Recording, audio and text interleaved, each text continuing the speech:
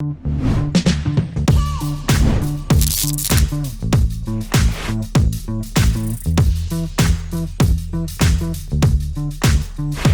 guys, how's it going? My name is J-Statik and this is the Static Session. So at this point right now, we are going to be talking about groove patterns. Groove patterns are anything.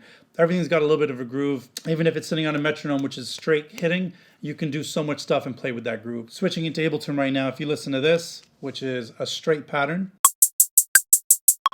it goes very... What I wanted to do is we have a lot of instruments in the South Asian community, such as a dhol, and with that, it does more of a pattern which goes... So I want that pattern to happen. So what I can do is I can extract a groove from an instrument and place it onto, say, a hi-hat pattern, which is more so straightforward. I could do this manually, but I find like it's way too much work to make it happen. So all I do, click on the dhol pattern, which I have right here. Right click on it, hit extract groove, and it's really that simple. Now the groove is extracted, and if you go into this groove bank, which is at the bottom, you'll see I've made a couple of these already, but I have it sitting right here.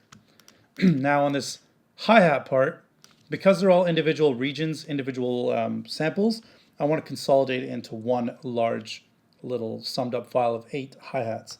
So I hit Command J, and it's a little shortcut to consolidate the file, and now I have the file sitting here. And now I can go into this groove section, click on this last one that I did, and if you listen to it now, it'll be the same groove as the original file. And it copies the same file structure, or sorry, same groove structure as a dhol, and I can make it sound a little bit better like this. Now if I put this underneath the dhol itself, duplicate it, and play,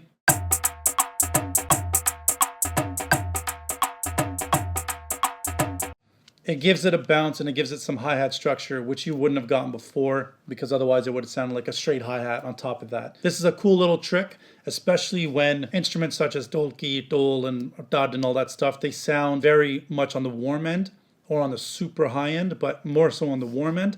So when they do sound like that on the warm end, adding in hi-hats and shakers and whatnot that you want to brighten up the sound without adding any tinniness, this is the easiest way to do it. And you can do this with literally anything. If you find a sample of a drum sample which you love, or a drum loop that you love, and you want to take the groove from it, simple enough, drag it in, consolidate it, right click, hit extract groove, and you can add that groove onto any pattern you want, any drum pattern you have, any instrument pattern you have, and it's honestly that simple.